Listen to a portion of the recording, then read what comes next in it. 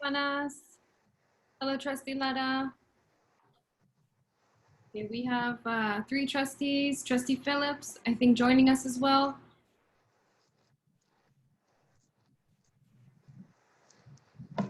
Good evening, everyone. Okay, let's go ahead and get started. I see Trustee Phillips is here. Welcome. Superintendent Duffy is here. And the team is here. Great. Okay, so let's get started. Good evening, everyone. Welcome. And thank you for joining us today. I would like to call to order the September 16th special meeting of the West Contra Costa Unified School District Board of Education. Thank you for joining us tonight. I hope everyone joining us is doing well and that their families are safe and doing well at home.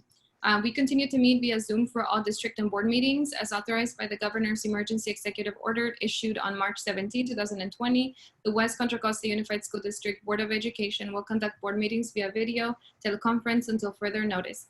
Please join me for the Pledge of Allegiance.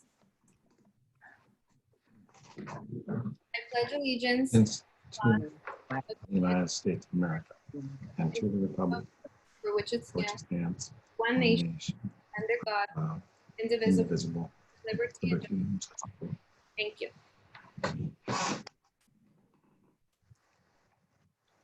So I would like to begin by sharing some basic instructions regarding how we're going to be using Zoom today and involving members of the public. We'll be having live public comment via Zoom. This may result in some uncomfortable situations, so we hope you will bear with us as we navigate any issues that may come up. It is our hope for members of the public to be able to participate and share their public comment with the board in a space conducive to a respectful public forum for all. During the meeting, all board members and the superintendent will be on video throughout the board meeting. Staff members are also present and will be on video when they present. Members of the public will not be on video and will be muted throughout the meeting unless they have raised their hand for public comment. In order to comment on an agenda item at tonight's board meeting, members of the public should raise their hand by pressing the raise your hand button on the Zoom app or by pressing *9 by telephone when the board reaches the item on which you want to comment. And tonight we only have one item. If you are calling in with your phone, when your name is called, please press *6 to unmute your phone. When we get to the item, which again, we only have one item tonight, a member of district staff will call your name. Comments will be restricted to the amount of time allocated by board policy. Your hand must be raised before the first public is read on this agenda item. After the first comment is read, there will be no additional public comments accepted. In order to be recognized to speak, you must be using a first name and last name. Thank you. Now I will share the same directions in Spanish. Para hacer un comentario sobre un artículo en la agenda, se le pide al público que por favor levante su mano al presionar el botón de levantar la mano en la aplicación de Zoom o al presionar estrella por teléfono cuando lleguemos al artículo, que solo tenemos uno hoy, para el cual usted quiera hacer su comentario. Si está llamando por teléfono, por favor presione *6 para prender el micrófono de su teléfono. Cuando lleguemos a ese artículo, el cual solo tenemos uno otra vez, un personal del distrito escolar llamará su nombre. Los comentarios serán restringidos al tiempo asignado por las normas de la mesa directiva. Su mano debe estar levantada antes de que el primer comentario se haga en ese artículo. Después de que el primer comentario sea leído, no se aceptarán comentarios adicionales. Para ser reconocido para comentar, debe estar usando un primer nombre y segundo nombre, un apellido. Gracias. I also want to note that members of the public can translate the meeting agenda webpage by clicking on the button labeled English with a little globe next to it to translate the meeting agenda into multiple languages. And we have interpretation services available via Zoom by clicking on the globe icon on Zoom on the app. Thank you. And I don't see that we have we do have roll call. So Superintendent Duffy, could you please take roll?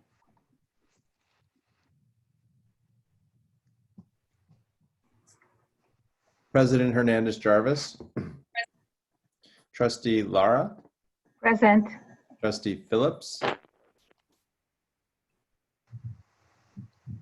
You're muted, Trustee Phillips. Present. Trustee Panis. Present.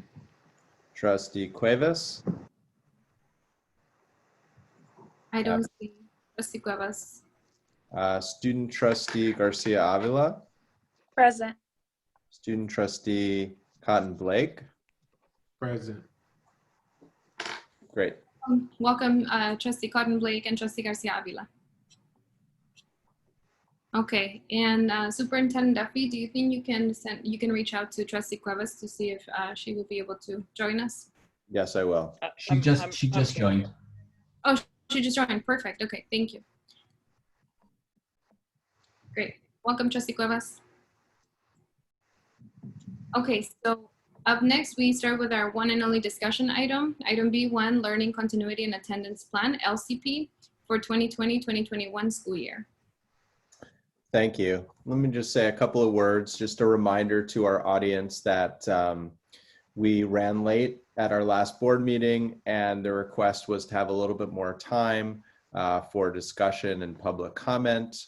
Also, just want to share that this is a joint effort between all the members of our team to contribute to the LCP because it involves significant work around budget, academics, special education, and others. Dr. Wold's going to frame that for us this evening, and then we'll turn it over to public comment and then discussion. Great, thank you. And before we get started, Dr. Wold, if I may request that everybody turn off their microphones, except when they're presenting, so that we minimize background noise for the public and for ourselves. Thank you. Thank you. Good evening, trustees and members of the public. The local control and attendance plan is the state's requirement for distance learning. This whole summer, we worked through multiple task forces to get input from our community, from each of our stakeholders, as we designed the distance learning plan that was implemented to start this year.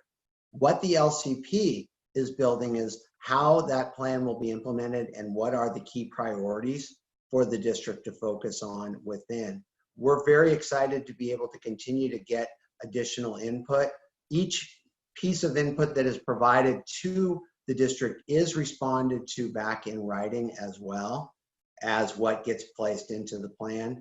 Tonight, we're looking to hear dialogue about the draft plan that's been posted and areas where there is more clarity necessary to go forward. With that, I'll let Ruben speak real quickly from the academic side, but we're really here tonight to listen. Yeah, thank you, Dr. Wold. And I think you said it well. This is truly about listening to the different stakeholder groups and especially the board on the responses on the LCP. We have been working, like I said, with the different parent groups and our parent leaders. We did collect a number of items, recommendations that we have responded to, and those letters are going out. And so just another opportunity to listen and clarify if we can for any questions you might have.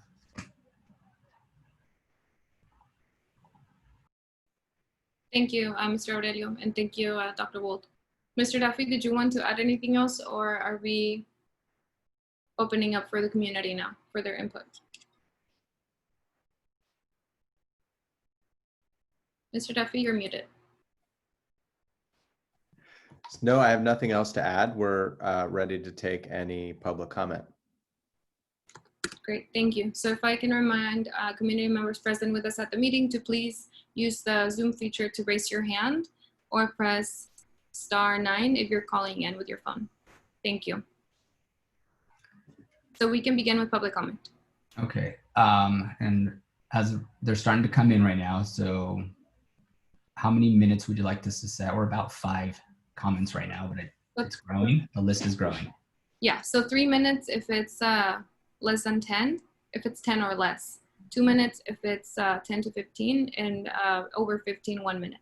So we will start with 3 minutes. So Thank you. Bobby, do you have the timer up? Our first public comment. Give me one. Yeah, no problem. Give you a second to get that up.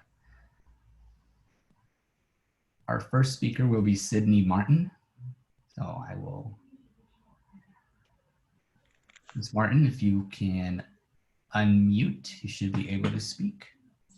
Hi, everyone. I'm just repeating my comment from last week because some of you may not have heard it. Good evening, Board of Directors, or good 5:30 Board of Directors, district leaders and staff and community. My name is Sydney Martin, commenting on behalf of public advocates. Thank you for giving my colleague Angelica Honko the opportunity to present to you last month on the Learning Continuity Plan. After reviewing the most recent draft, we appreciate that certain pieces of feedback from the Joint Parent Advisory Committees were incorporated.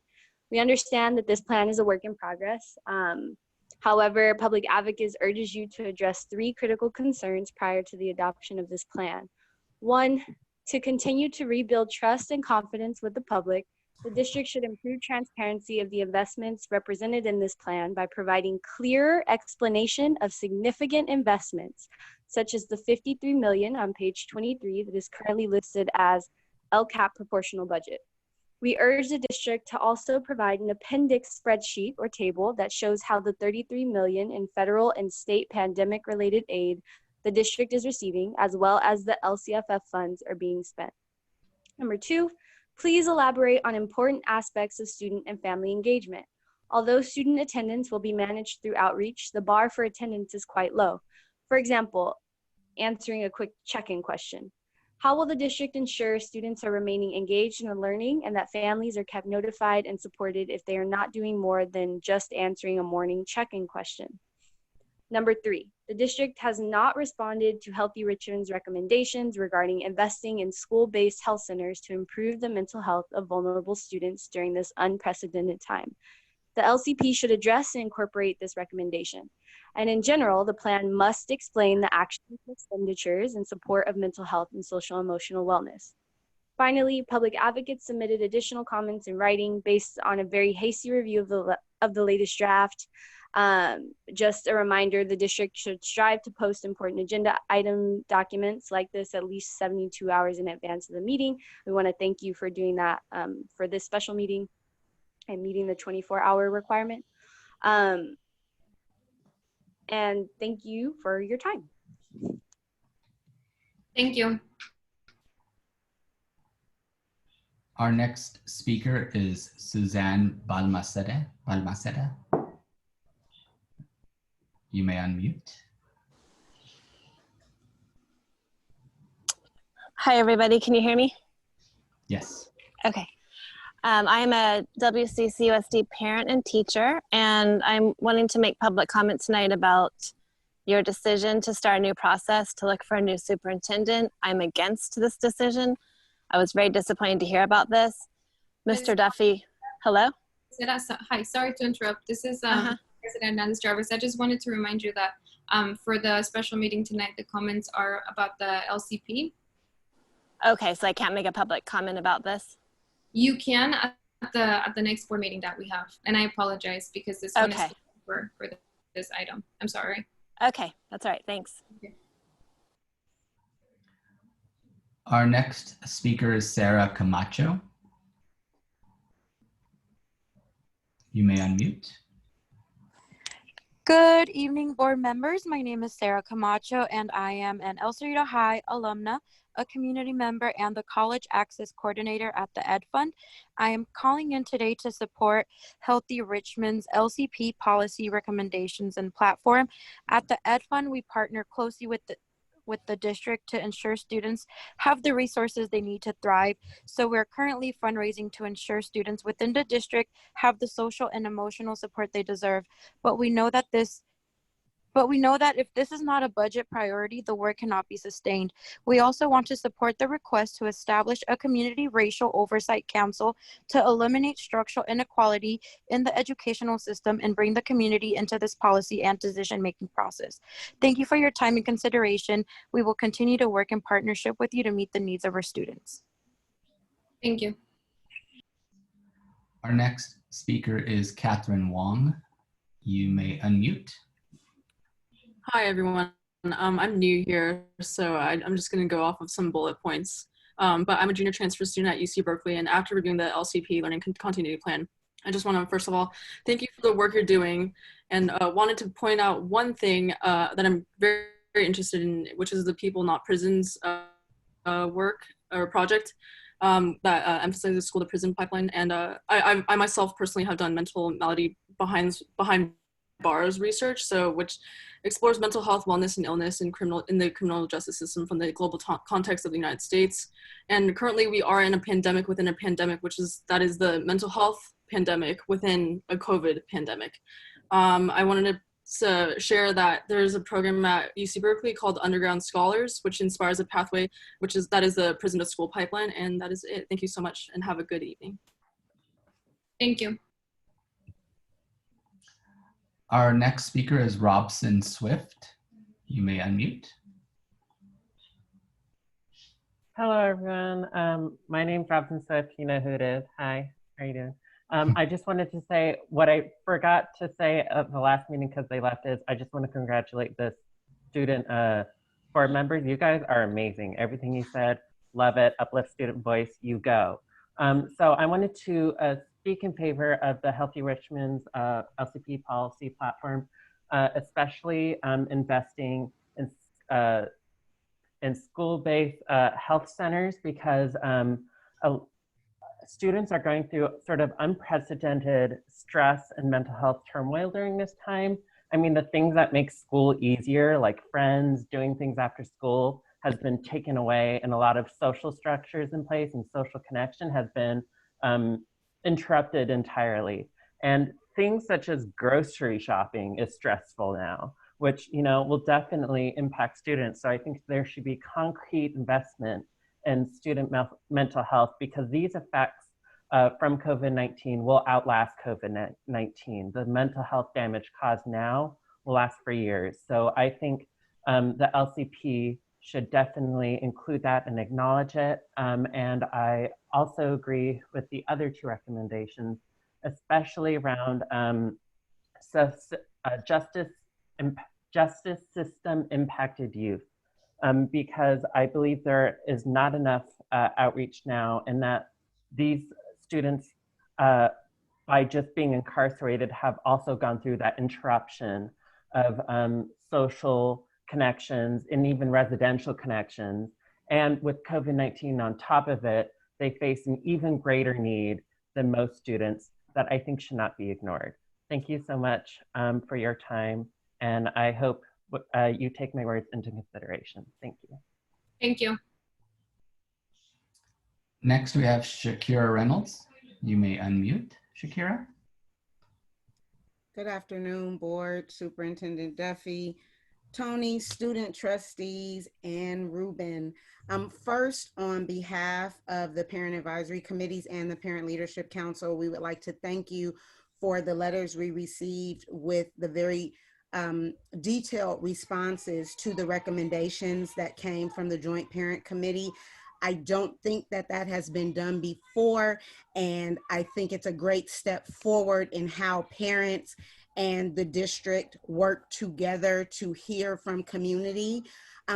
What I want to lift up are some of the things that were not able to be adopted. We did see the notes around things that could not be adopted yet because of collective bargaining, but we really want to lift up the need for timelines around feedback loops at both the site and district level, clear timelines about when the plan will be reviewed and updated on a regular basis, that people in the community are still confused about the disparity in live teaching times beyond just the 25 minutes that was outlined in the MOU.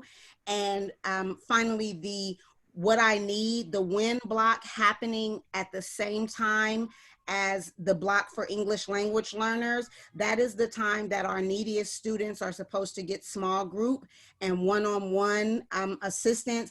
And I don't know how a teacher can give that to their English language learners and their Black students and their students who are not engaging all at the same time in the block schedule. So these are not things that we know can be solved tonight, but we really want to know that they've been thought about and placed in the plan. And then I'd also like to echo the comments made by Sydney in terms of, the community really wants to have a better understanding of how funds are being spent.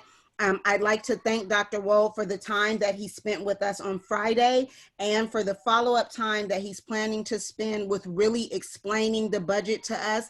And I'd love to see that happen on a wider scale so that anyone in the community who's interested in that information and understanding how state and local budgets work together can have that information. It was really, really helpful. And we're hoping that this is the beginning and that this plan will keep getting better and better the more that we learn, and that we're committed to continuously updating it until it meets everyone's needs.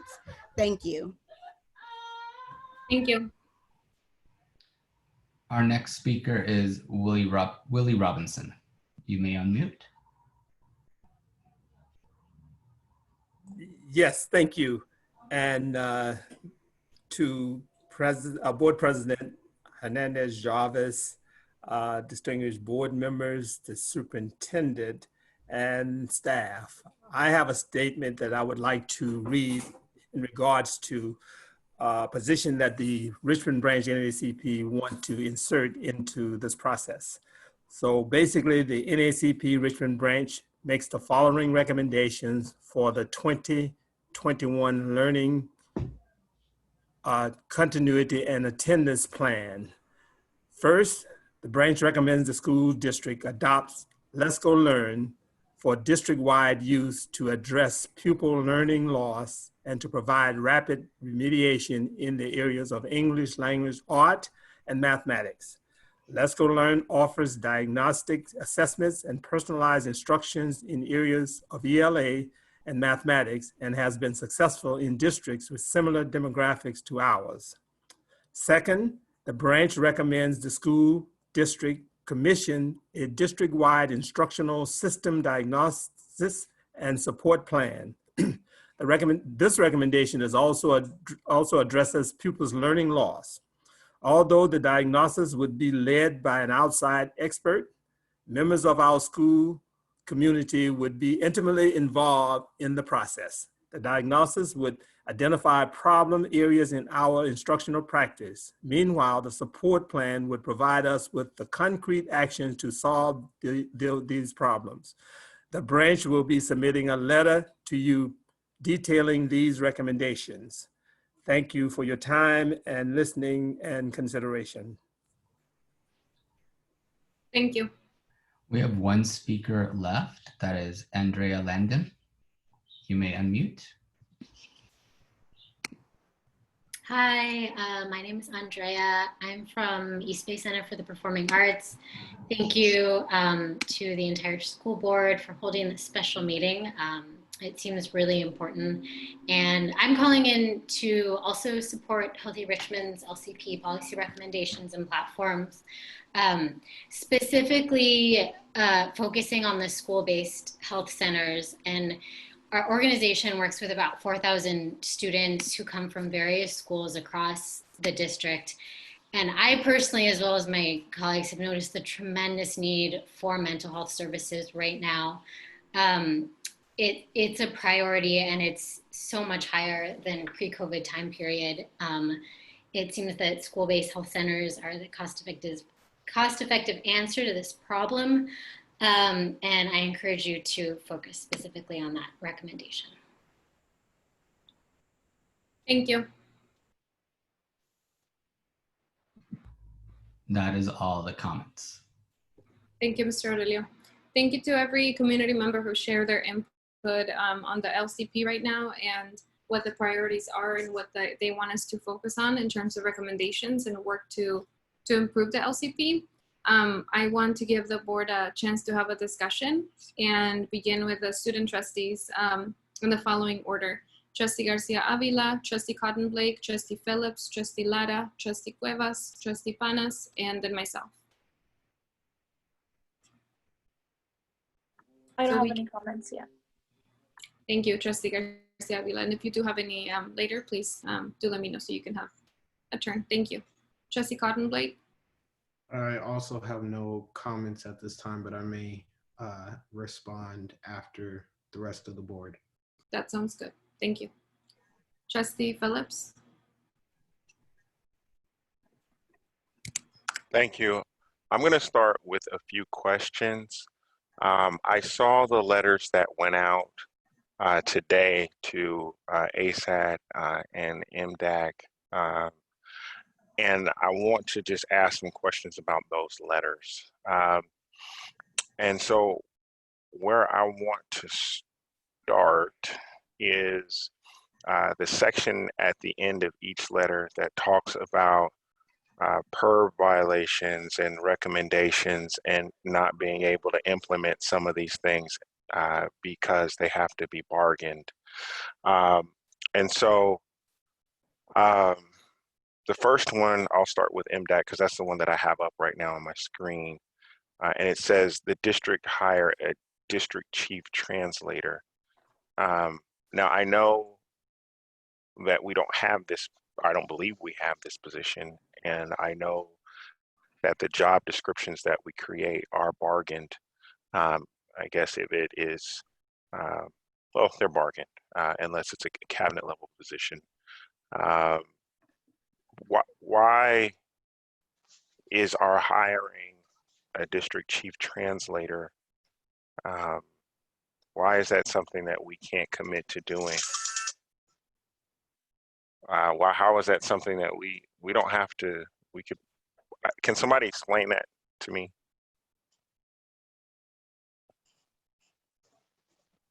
What I said. I'll start from both the budget and the negotiation side.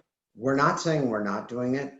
What we're saying is that in the time frame, we couldn't make an affirmative, this is an absolute action, because there's a process that needs to be followed through that. It can be identified and has been identified as one of the priorities to continue to look at for resources. And the board can certainly provide direction on the resources that are available, how the board wants us to move forward. We would then negotiate that job description and bring it back to the board per that process. So that's why the last sentence is very important there. It does not state that we're disallowing or including that. We're saying that based on the timelines, we could not formalize it at this moment. And we're keeping it very clear and transparent that it's still an area to focus on. Okay. I mean, because I just, the impression that I got was that we have to get, is that someone was telling them that we have to get, you know, the bargaining units to agree to let us, you know, create this position. And that's not true. And I don't know if that's the impression that they got when they read that either. And so I was asking for clarification for myself, but for the folks that this letter went to as well. And thank you for asking the question, because again, you don't want people to read intent that isn't there. That's why that last sentence was very important. It's not saying that it's rejected or included. It's just saying that timeline wise, it could not be put in this version right now. Okay. And so that's the case with all of these recommendations, is to go back and kind of look at them. I just, and I'm going to move over, I'm not going to stay too long on this. I'm going to move over to the ASAT letter because it's very similar. Mm-hmm. And so just so I'm clear and the folks from MDAC who are listening are clear, we are not telling them that everything on this list has to be agreed to by a labor partner, although most of it, I don't understand why we wouldn't discuss it with them. But that's, we're not telling them that somebody has a veto over doing any of this. We just can't get to it right now. Is that correct? We're correct. Correct. Okay. Okay. Thank you. That is helpful for me. And I hope that's helpful for the folks from MDAC who are listening. I'm going to go to ASAP, the letter that was sent to them next. So I'm going to start with the first bullet, and that bullet is specify how we will identify AA African American students suffering from learning loss. And then it goes on, it says, and how we will use WIN to serve these students. But just kind of taking the first part, you know, specify how we will identify AA students suffering from learning loss. Again, and this is for my clarification and the clarification of folks from ASAT who may be listening or watching. How is that something that is, you know, it's the same question. How is that something that we can't do because it's under the scope of the bargaining agreement? So in that one, it's almost a 1, 2, 3. The identification, may not be subject to bargaining, but ultimately the implementation of what program we decide may or may not, depending on whether it's our staff or a contract. And so we do have resources allocated in both the past budget and within our LCAP budget to support students for learning loss. But we don't have the formal, this is what we're doing 100%, because we're still working to get what are all of the needs to make sure that those priorities are set. So it's not a no, it's something, once again, that couldn't be solidified perfectly because it has multiple nuances. And that's why, again, it's out there in writing so that everyone sees that this is where, after we adopt the budget and the LCP, we're going to have resources that are not spent, that are allocated, but sitting in a box waiting for that priority conversation. That's why tonight's so important, to start hearing from the board and hearing from the community, so we can then move to those priority conversations about allocations. Okay. Yeah, I just don't want, and even the second one, more robust counseling services. I mean, if we're changing descriptions, job descriptions for counselors, obviously that's something that needs to be bargained. You know, if we are saying, or they're saying we need to hire more counselors, period, because our student to counselor ratio is abysmal, which it is, you know, we don't have to bargain hiring more counselors. We can hire more counselors. Now there's an issue of money, right? Because we have a budget deficit of, I think, about $56 million now after the COVID issues have been added.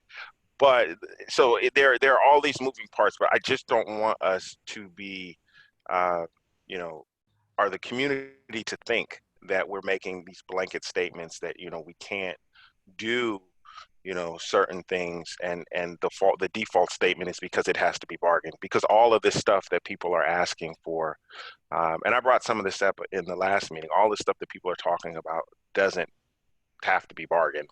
And I just want to be clear to the community that some of it does, right? If we're talking about changing job descriptions, for example, of folks who are in bargaining units, but that doesn't apply to every single thing that we're discussing or that they're bringing up. And you seem to be acknowledging that, Mr. Aurelio is acknowledging that, and I just wanted the folks who are listening to hear that so everybody is on the same page.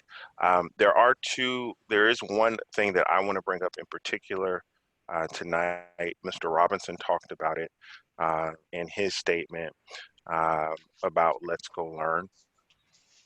That is something that I have been talking about for a few years now. I do think that this is the opportune time for us to use that program.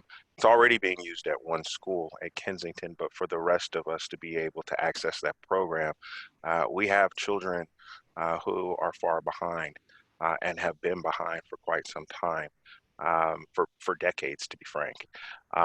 And with the advent of COVID, they're even further behind. And if we don't or can't acknowledge that those kids are getting even further behind, then we're lying to them, and we're lying to ourselves. I think the assessment tools, the individualized learning tools that Let's Go Learn provides in ELA, where we have a problem, and mathematics, where we have a problem as well, I think would be very beneficial to our district. He also talked about a instructional diagnosis and support plan as well. The beautiful thing, if there is beauty in what's happening right now, is, people say that sometimes out of chaos, and I'm not saying this is complete chaos, but I'm talking about the state of the world.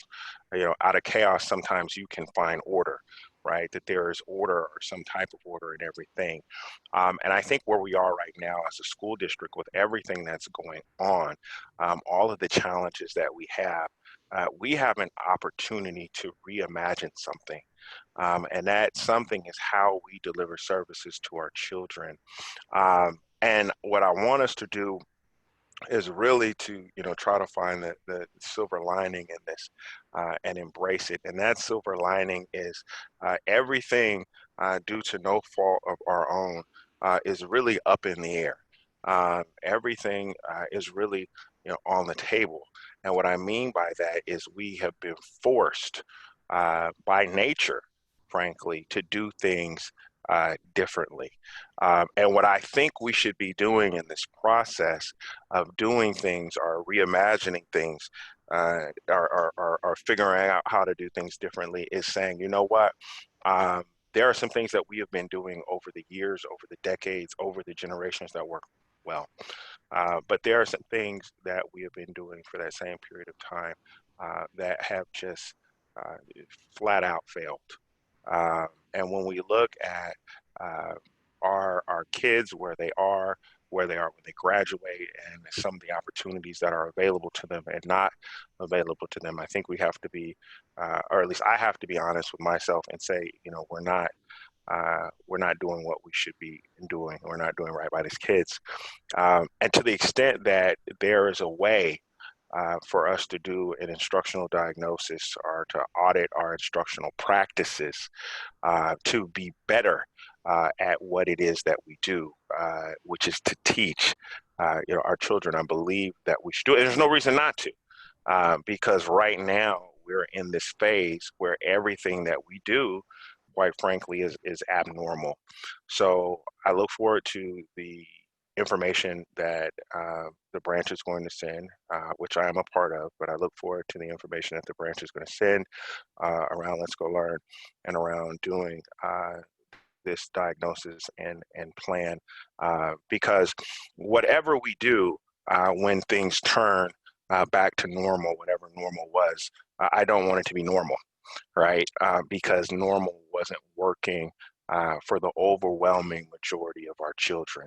And so if we don't take this opportunity, I'm wrapping up, if we don't take this opportunity to say, you know, we're going to reimagine this, we're going to take a real strong look at what we've been doing. So when we get back into those classrooms, we're doing things dramatically different in a way that all of our kids are winning. And frankly, that our staff is winning as well, because when I think when our kids do better, our staff feels better as well. I think that we would really be missing an opportunity. So those are my comments for this evening. Thank you for indulging me, President Hernandez-Jarvis. Thank you, Trustee Phillips. Thank you for your comments. Thank you, Dr. Wold, too, for answering the questions by Trustee Phillips. And now we have Trustee Lara.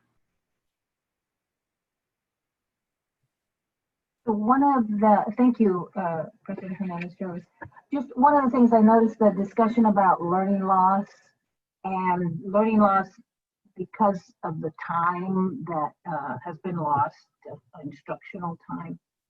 And I was just wanted to offer a suggestion that we look at a year-round calendar, possibly for when we return, and just explore that, get the research on it. I taught in a year-round school, and when I first started teaching, and what I remember is when they came back, it was 45-15, so 9 weeks in and 3 weeks out.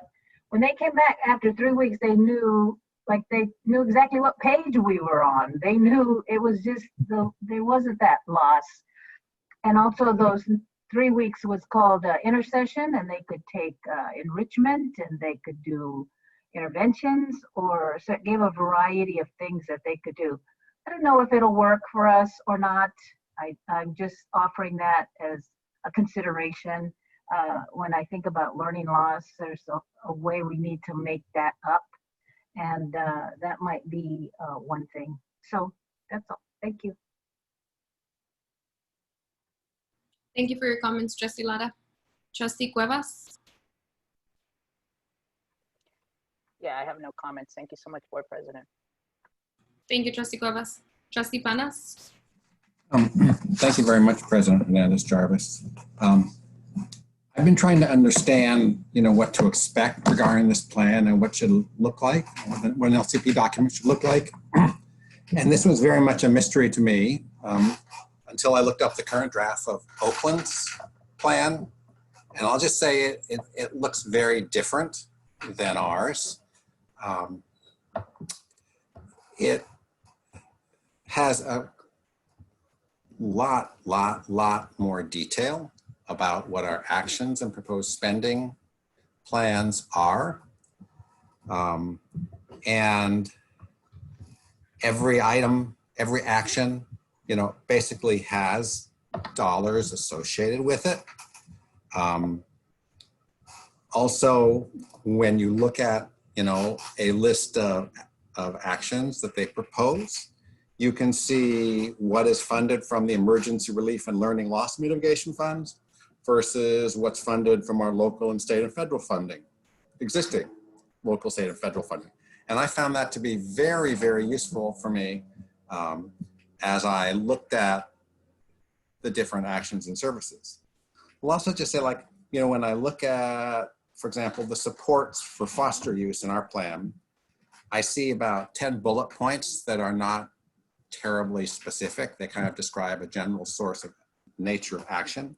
Whereas when I look at the Oakland plan, I see, for that same subject, foster youth, I see like 2.5 pages of fairly precise description of what they're going to do and how they're going to fund doing it and where that funding is coming from. And I see the same thing when I look at, the different, we're supposed to call out how we're going to help our high need students. So I see the same thing, for our English language learners. I see them writing the same things for the African-American students, for the special education students, for their homeless youth. And also they've taken pains to incorporate right into those textual descriptions.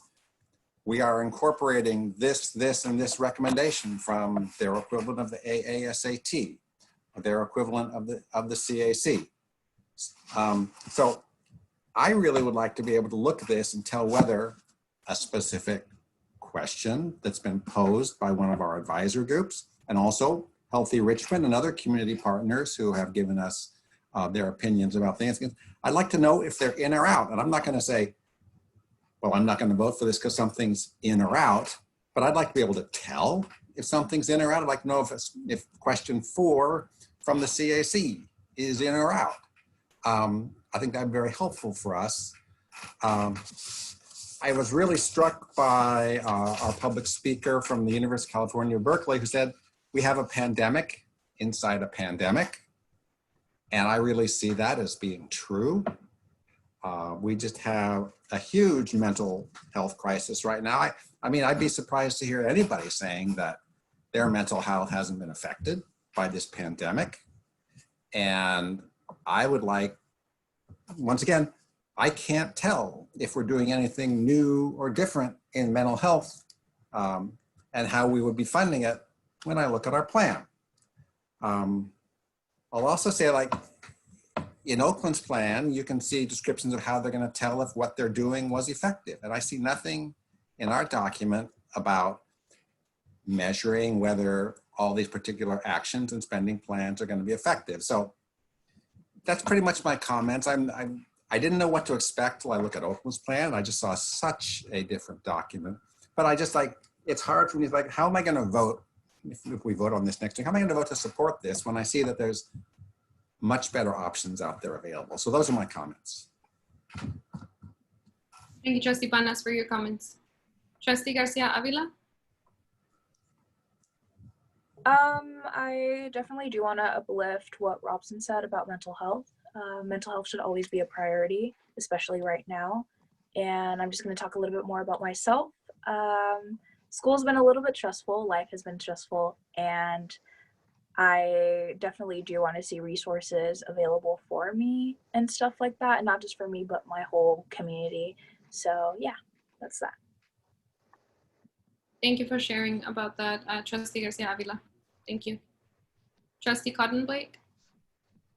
Yes, I definitely like to piggyback off of what she said by way of the lack of resources that are really out there at this moment that a lot of students are in need of.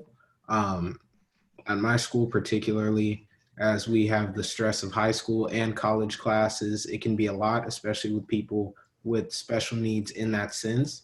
And we are heavily lacking in that department to the point where there are little to no resources on the mental health spectrum of the conversation. And I think that's something that's a definite change that needs to be made in our schools. So, thank you. Thank you, Trustee Cotton Blake, for your comments and for sharing how things are going. I want to share that I think that from a parent's perspective and a teacher's perspective, it's been really overwhelming I think that seeing this document helps me to kind of track like what's going on here, what's going on where I teach, and what are the same things I'm seeing, what is the divide, and what am I also seeing from trends in other neighboring communities and school districts. And I think that we are starting to move more in the right direction toward this document. I do think that it will need to be more thorough by the time that it makes it back to us in the community on the 23rd. Some pointers that I have and some questions I think that I brought up already at the September 9th meeting on page 11 about bilingual tutors for ELLs. I think that I think if I'm a parent, I would like to see more clarity. Who's going to be working with my child? Is it going to be a bilingual tutor through the district, a contractor? Is it going to be a new position that's going to be created for this specific purpose? Or is it instructional assistants that are also going to take on that part, responsibility? I think we need to have specificity on who and how long and when. And then on page 10, there's a description that I was not clear if it was a typo or if it was meant to be there. So page 10, let me scroll down to it very quickly. It says in one of the bullet points, I'm sorry, let's see, page 10. Yes, page 10. So in the fifth bullet point, it says job alike 1 to 2 times a month.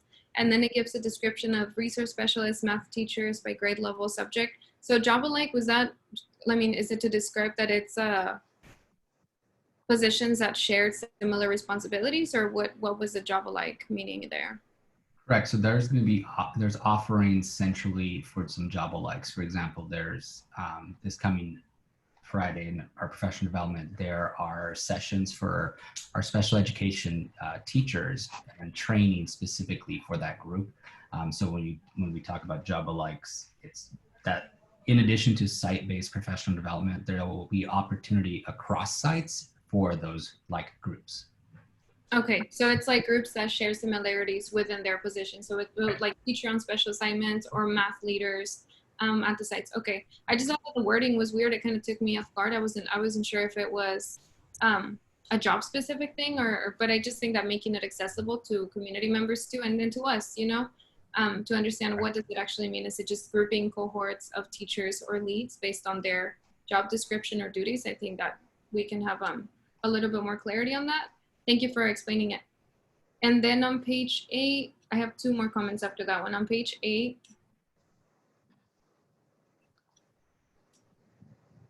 so monitoring participation and reaching out. Let me find again the part that I wanted more clarity on. Okay, so it begins on page 8 and then it goes to the beginning of page 9. I was wondering how that's going to be built out more, because I did look at another LCP document that Trustee Panas actually shared with me, the one from OUSD. And I thought that that was something that I wanted to have more clarity on. And just today I got information about how we're going to be changing our own attendance and student engagement monitoring at my school site. And we're having a lot of questions with that too. So I was wondering what is the idea behind what we're gonna do here in West Contra Costa in terms of making monitoring engaging, with the purpose of engaging the families, of reaching out to students in a timely manner, without it being like an overburden on teachers too, because I think that there's different things that school districts all over California are doing with trying to track attendance and how often, if it's gonna be a 2-week period, a 1-week period, who's gonna be in charge, if the typist or the office manager has to be in charge of looking, having oversight. So I'm just trying to figure out the balance between making it manageable for the individual inputting this information daily, and then also for the families, if the purpose of it is to really track like which kids are starting to fall off a radar, how are we going to get them back on in a timely manner. So I wanted to hear a little bit more about that, because it's only a paragraph right now, and I'm really hoping that it builds out the protocol and the specificity, like one time the student misses a phone call and who's in charge of that, the teacher, or principal, whoever it's going to be. But I think that building that out builds for more teamwork and accountability. So it's not like who dropped the ball, but it's like, okay, let's work together to not drop the ball. Okay, so just so we're clear, we are separating attendance from engagement. I know you're aware of that. That's a state requirement. And engagement as a metric is a new metric for us, separated from grading. And so in our district, we are tracking engagement in PowerSchool like we would track attendance. The teachers are doing a mark for engagement, but they have a 5-day cycle because depending on the type of work that's being assigned and the work, a student in a given day might not show engagement, but then demonstrate the engagement over time if there's a long-term assignment and work. So we have some flexibility there for the classroom teacher to either mark it daily or mark it weekly and go back and change. We're building out for our office staff, our attendance clerks, to run a report so they can see on a Tuesday of the following week a look back in engagement, and be able to trigger phone calls, initial contact with families. Teachers also have the built-in Friday office hour with families, the family engagement hour, and that is an opportunity if you're seeing a student not engaged during the week to make that personal call to engage those families. So we have two sort of entry points there for seeing where engagement and students are falling off. Technically, it's the state mandates the 60% rule for engagement. For us, we're looking at 2 days of not engagement in a week should trigger an opportunity because we're doing engagement over a 4-day window. The other factor is you all approved A2A. We brought A2A back as a system that's going to help us track both the attendance and the engagement. So there's going to be that trigger as well. So both a technology support system in place to help us, we're seeing that triangulation between teacher, office staff, and technology as a way to ensure kids aren't falling off. And then those would trigger different tiers of intervention, right? We would look at the cost care process as if those come up, because there's different reasons why engagement happens. Could be attendance-based, but it also could be lack of engagement in the learning. And so we want to make sure we're addressing those things. The SCALs are an integral part of that as well in the community outreach that they do. Great. And I see that, so thank you for mentioning that. And I see that that is built out more. And I think that at that first part, I think that should also say, because I see that it says that, by 3 p.m. they're going to receive a phone call if they're absent, and that's part of the attendance portion of it. And I know that there's a new requirement now too that we do this, and it's going to be rolled out differently across the school districts. But I think that, so my question is about that too, but I think that you just mentioned about the scouts right now, and maybe I missed it, but I'm trying to find that on the document. And it may as well be there, but I don't see it right now. And the bullet points immediately below that. But I think that having that built out would be really helpful. Like, this is a team of people who are going to be in charge of reaching out at, because I think that it makes sense to have that, but I feel like right now it's more of an outline of what it's going to look like. And I think that what I'm looking for is like, what's going to fill that outline, what's going to be like the step-by-step, like these are the things, so that there's no question at the side, okay, what am I supposed to do now? And like a teacher, it says that they're going to receive a text or a phone notification, but by who? Is it going to be the secretary, the teacher? Is it going to be the aide? Is it going to be the scout? Is it going to be the principal? So I think that building out that protocol would be really helpful to all of us, quite frankly, because once we get the information on who's being engaged, who's being present, we're going to have more of a clear picture than we did last year when we were asking about participation, which I think we're moving toward. I think we're going to get there. I just want to make sure that we're giving you, the right information of what we're trying to find. Thank you, Mr. Aurelio. And let's see. Stephanie's hand is raised. What was that? Student trustee's hand is raised. Oh, I see. Okay. Trustee Garcia Avila, why don't you go ahead, and then I just have one more comment. Trustee. Okay. Well, you can go first. You can go first. It's okay. I've spoken. Okay. Thank you. So I want to talk about race and equity trainings. So it's super important that our teachers get these trainings, but also our students.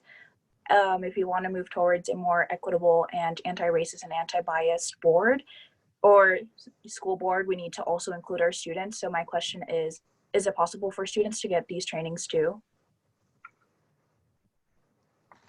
That's a great question, Trustee Garcia Avila. Superintendent Duffy or Mr. Aurelio, would you be able to share some insight into this? We are working on that. So as part of Wellness Fridays, to try to figure out the right model, right structure where we can do this work with students. That's the nice part about the Fridays, is we're trying to build these types of activities in. And that is definitely on our list to figure out how we do that. Do we do it in really large groups, almost like a college seminar? Do we do it in small discussion groups? Because we've heard that from our students. So I'm really hoping over the next couple of weeks we could share more information.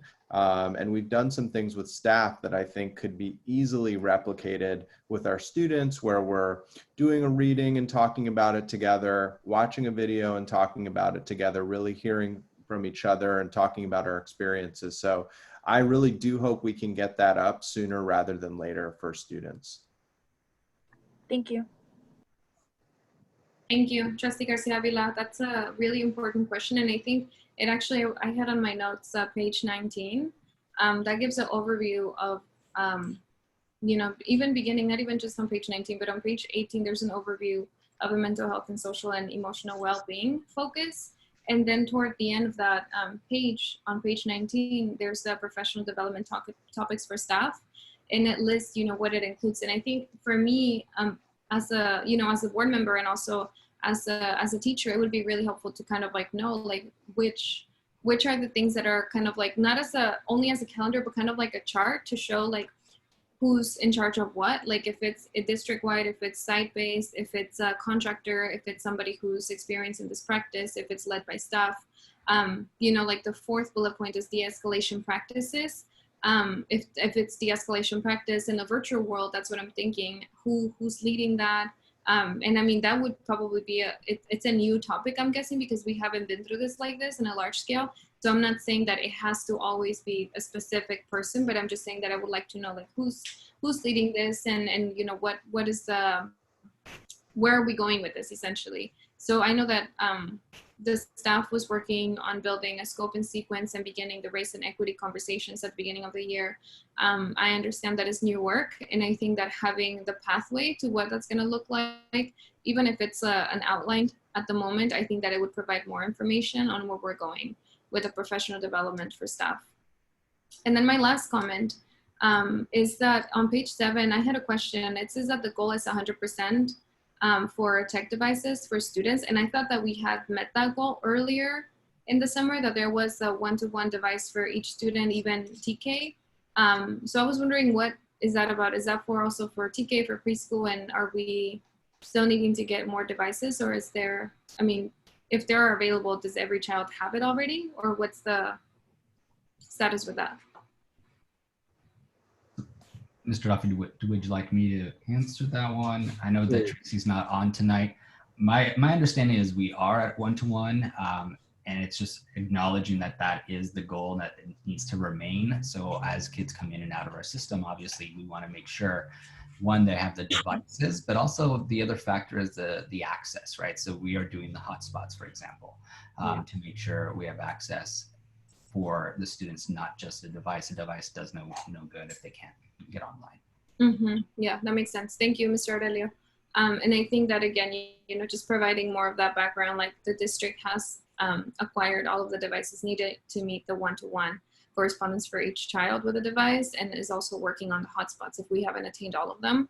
And I think, you know, when Ms. Logan is here too, we can have more questions at the next board meeting. But I think just having clarity on that goal has been met, or what the progress is toward it, would be clear for us in the community. Those are all the questions and comments I have for this item. Are there any board members that would like to provide any final comments before we finish? Trustee Phillips? Thank you very much. Just really quickly, I want to reemphasize some of the things that Trustee Panis actually said, and some of the things that you said around the specificity. When I was reading the document, there were parts of the document that actually said, and I'm paraphrasing, items that were brought in by specific stakeholders. And there were two that I remember specifically. And it did catch my eye that even though it mentioned specific stakeholders, it didn't actually say anything about who those stakeholders were. And I think when we talk about not just what you said and what Trustee Panis said, but what some of our parents are saying, they're not necessarily seeing themselves reflected in the document, because even when it says from a specific stakeholder, It's not mentioning those folks. And I think also some of the concern that people have, or parents have, and other community members have, I think is they see that, you know, their organization, their group, that it's actually, you know, this is from, you know, MDAC or this is from ASAT, then they'll know that the language that's in there is the language that they proposed, even if it's not the exact same wording, because we do have a habit of writing these general statements that engulf a whole bunch of stuff. So you can say, yeah, you know, we got your information ASAP, but look at this statement that we wrote. It falls under this. Well, that doesn't necessarily mean because it falls under this that we're going to do it, right? And I think parents and community have caught on to that, rightfully so. And so I think to the extent that if we are adopting language from a specific group, that we actually call it out. Because at a minimum, that gives them the opportunity to say, this is what we meant, you know, by that language. The other thing that I wanted to talk about briefly is, I guess it's anecdotal, but it does have to do with learning loss. It does definitely have to do with the learning plan. So my wife told me a story about my son's kindergarten class. There was a baby in the class, and you have to understand what I'm saying, baby. I don't mean a literal baby. I mean a baby, like the kindergartner's a baby, right? So there's a baby in the class whose parents, for whatever reason, were not able to be at the computer with her. And she just broke down in the middle of the class, and started crying and just said, you know, my wife said her statement was, I'm so confused. And so I think we have a lot of children, not just in our district, but district-wide, across the state, across the country, who are in this position, and they're just confused. And I think the younger they are, when they don't have the ability to have a parent with them, they're even more confused. So the comment that came up a few board meetings ago for Mr. Duffy around reimagining the K model, that really needs to take place, because we have children who are, you know, 5 years old sitting in classrooms, and sometimes not classrooms, sitting online, and they don't know how to operate the system, and they're looking, but it's not helping them for them to just be there without guidance. So I really think we need to remodel rethink that model. An idea that I have, and I want to share it with you all, is this. I know that we are all accustomed, and let me preface it with this. What I'm about to say really depends on community being community, right? And us thinking about each other. And there may be some regulatory or procedural hurdles to what I'm about to say, but if it can be worked through, I think it would be exceptionally helpful for our students and for our staff. So the idea is this. There are some families in our district who have the ability to have a parent at home with their child all day. So my family is an example of that. My wife does not work outside of the home, and she's able to be with my children while they're doing their online learning and to assist them. At the same time, we have kids who don't have that privilege, and it's a privilege. Trustee Phillips, I'm sorry to interrupt. I just wanted to request if anybody has their microphone off, if they could turn it off so that we don't get feedback while Trustee Phillips is sharing. Thank you. Thank you, President Hernandez-Jarvis. So if we were able, and obviously people would have to agree to this, and this is why I'm saying this is about community, but it's about supporting each other. So if we were able to ask the families like mine, who have the ability to be at home or have an adult at home with the child all day, if we could figure out how to get those families offline, actually, and on to some kind of independent study, where because they're at home anyway, right? So it's not like I'm just saying put kids on independent study and bring them home. All of the kids are at home. But the kids who have family or guardians who are actually able to facilitate their learning, so they don't necessarily really have to be online in the first place, if we were able to, as a community, say, you know what, I know this is something that my child should get, and I pay taxes and whatnot, but even though I have the ability to do this in my home, that would make the class sizes a lot smaller for all of our classrooms. And that would allow the children who don't have somebody at home who can help them through their work and through the process. That will really allow the teacher or whoever is on the other end of the Zoom to really spend more time focusing on those children, right? And those kids, not that all of our kids don't need, because they all need, and they all need access and time with their teacher, but the truth is there are some that need it more than others, and there are some that don't have that support at home. So I know what I'm saying is a really rough idea, and I can't take all night trying to explain it, but I think people get the gist of what I'm saying, which is essentially if we could have some kind of campaign and set some process up that basically takes some of the kids out of the Zoom and allows them to basically do independent study while this process is going on. And we could figure out a way for them to check in with their teachers and their principals and whatnot, so they're just not out there, you know, lost in space. But that would allow us to really spend time focusing and helping the kids who are like that baby that was in my son's class who just started crying because she was by herself and she didn't have anybody who could really help her at that moment. And the teacher has a whole room full of kids, so she doesn't necessarily have the ability to focus on her either. So it's very rough. I'll bring it up later, but hopefully that gets kind of the wheels going as to what I'm thinking about. So thank you. Thank you, Trustee Phillips. Did any other board members have any final comments before we finish? Trustee Cueva?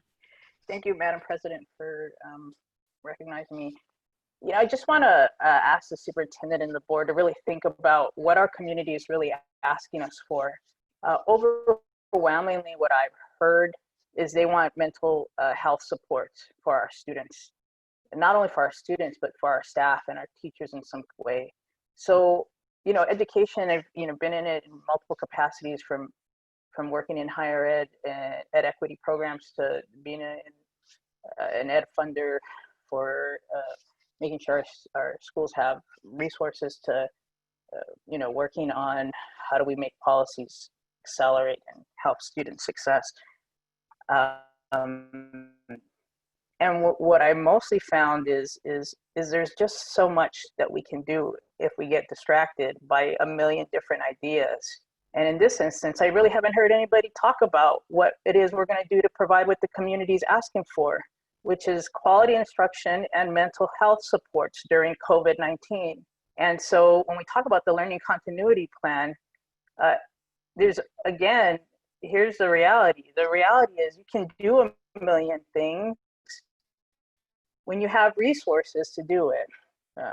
We don't. We need to be smart about what it is we actually spend our time and our money on. So I'm just wondering, can anybody start talking about how and what are the ways we're going to actually demonstrate community that we're serious about providing mental health supports for our students and our staff, because the reality is that I can't, and nobody on this board can control COVID-19, which is why I say if you really want to do that and make it go away, then we need to push for a vaccine or therapeutic options where people can come back together. But until then,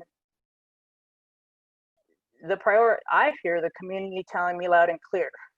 Now, what does that mean? That means how do we provide those two things with the limited amount of money that we have?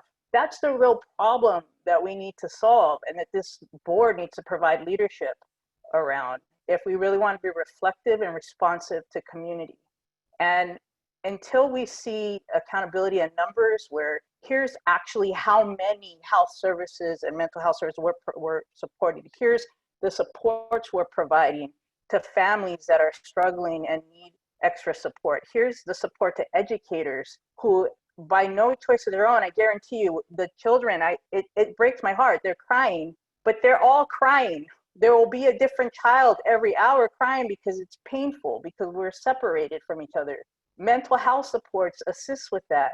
So I'm just curious in terms of, in what ways will this plan actually give the community what it wants?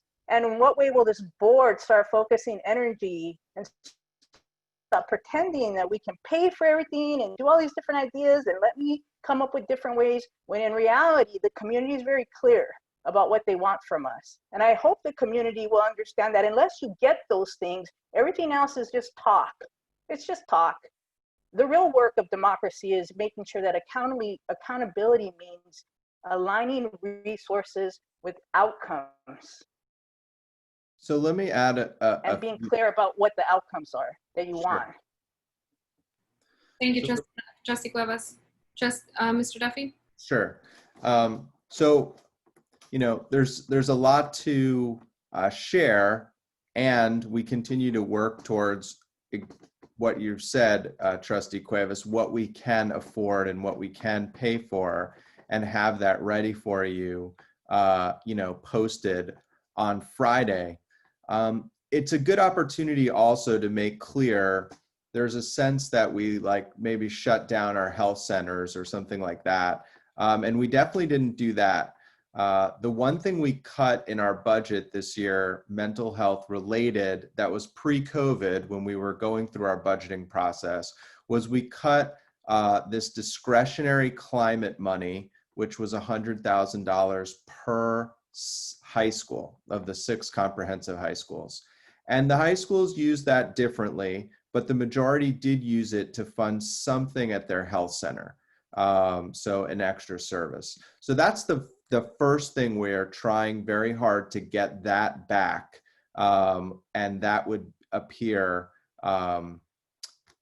in the work that we're doing. So that's where we're trying to go with mental health, because we know that our health centers, when given that money, or our sites when given that money, know what they want to do with it to support mental health. They've been able to do some things before. So first, the health centers are they're intact in terms of what we've paid for, but that discretionary money, we did reduce some of that. And now we have this exacerbated sort of mental health situation. So that's one. I do think in terms of the second point you bring up around really keeping an eye on instruction, which is, you know, if I can paraphrase, you know, I do think some of that is really captured in the LCP, but that is the new work, right? And the new reality of how do we make sure we're doing excellent work in this environment.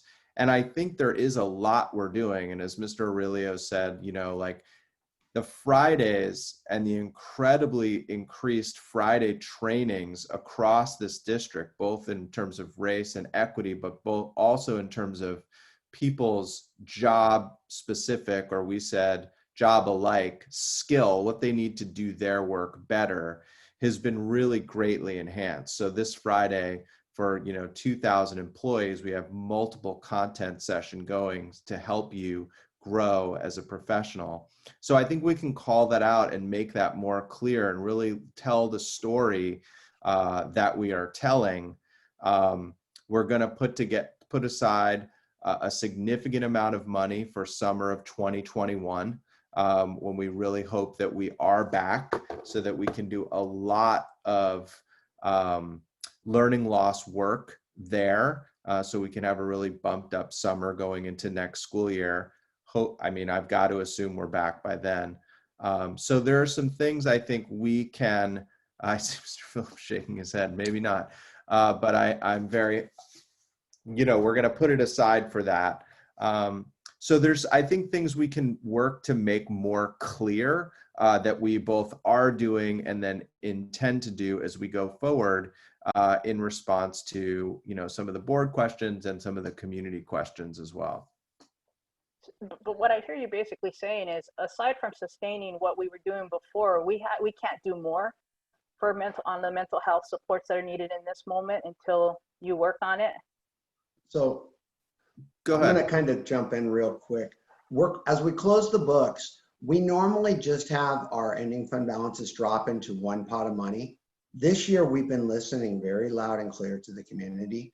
And as we close, some of those dollars are dropping into what are called assignments. There, we're putting a significant amount of money into an assignment for mental health support. It's one-time dollars because it's carryover, but it's going to be directed exactly to that. As Mr. Duffy just said, we're putting another pot of money for summer 2021 learning loss. We're putting an additional amount in the recommended unaudited actuals that are coming to the board for school reopening support and for the potential of funding some community hubs, as Mr. was talking about, the whole concept of taking a kid off of Zoom, even when we're not physically open, we're looking at building those pieces. And so when you're listening to each of the feedback elements, we've put some dollars that are one time. We've maintained our operational budget and our operational priorities within our means. We've put some one-time dollars towards this exasperated situation. And simultaneously, we're going to put dollars committed to support the fact that we don't want to do draconian budget reductions. And our deficit is going to be less than what we had projected, and we'll present that through as well. So we're taking a very balanced approach. But what you're going to see in the unaudited actuals as we finish them up is dollars for mental health, dollars directed to summer learning loss, dollars for SEL. These are above and beyond the LCP. They're not part of the, they're extra supports that allow us to try to address some of these critical needs right now. Technically dollars that aren't identified yet until they get identified as being part of what's left over. Correct. That's why they couldn't be in the books plan. Closed. Okay, so let's just make sure that folks on that's a promise to eventually do that. That's not hard dollars to spend right now. Well, they correct? will be hard dollars as of when we bring it to the they're board. not. We don't even know how much exists there until the books close. Correct?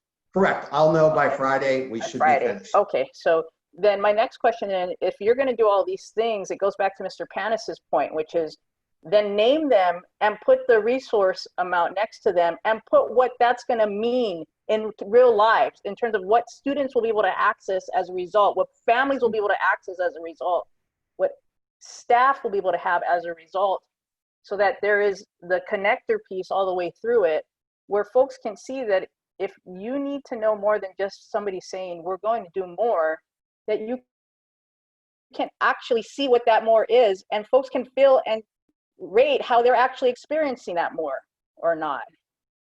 That's the clarity that I think would be very helpful. Those are my final thoughts. Thank you. Yeah, and I think we've been waiting, you know, to try to get to that place and take it all in and say, here's what we're doing based on everything. So we'll continue to try to craft that, make it as crystal clear as we can and as specific as we can. Here's what we're doing. Because we have put in a lot this year based on all of the different feedback. So. Thank you, Mr. Duffy. I want to thank the board and the public for their input. I think that we keep on hearing the overarching theme of mental health, of social emotional learning supports, of supporting families and seeing what's working, what's not working, the instructional piece of this at the core. And also race and equity. What does it mean to be carrying out a scope and sequence that's new to our district around race? And how does it play out in the virtual classroom? And how do we build our teachers and our students too? I think that the student trustee Garcia Avila mentioned that, you know, she has this question, and I think it's a question that she has shared with me before, with other folks before, and it's been an ongoing question with the community too. So I think that making sure that we spell out specifically how much money, where is the funding specifically coming from, and who's going to be in charge of leading this work is important, not just for race and equity, but for instruction, for specific supports, and for mental health and social emotional learning in the virtual classroom. So I think that you have received more than, I won't say more than enough, but I would say that you have received a lot of feedback to guide the process for the next couple of weeks. Well, not even the next couple of weeks, the next week, for 1 week. And then we will have the hearing and the discussion to approve the LCP. So please do include any further information that was not able to be presented at this meeting in the Friday memo so that it's public to everybody and also to board members. Trustee Phillips, I see, do you have one more comment? Yes, thank you. I just wanted to clarify. What I was talking about was not learning hubs. What I was talking about is identifying the families in our district who have the ability to teach their children in their home. And by pulling those kids out of the Zoom and just letting them being taught in their home, which is kind of happening anyway because they're at home, that will free up space in the Zoom for the kids who basically have to stay there. So I wasn't talking about learning hubs. I was talking about pulling the families out that like my family, right? And then that would allow the teacher to have less children and those children to get a more intensive focus. And obviously the family would have to agree to this, but we'll never know unless we ask them. And I think we should ask them. That's all. Thank you, Trustee Phillips, for your feedback. I do want to say that I appreciate that Mr. Aurelio sent me a nudge to make sure that I do not forget to acknowledge that today is Mexican Independence Day. So happy Mexican Independence Day to everybody. And then yesterday was also a very special day for several Central American countries, for Nicaragua, Honduras, Costa Rica, Guatemala, and El Salvador for their Independence Day as well. So I just want to honor that and acknowledge that that is a day of festivity yesterday and today for many people in our community too here in West Contra Costa County. Thank you all. Have a great evening and I will see you in 1 week. Thank you so much. Bye-bye. Meeting is adjourned at 6:53. Thank you.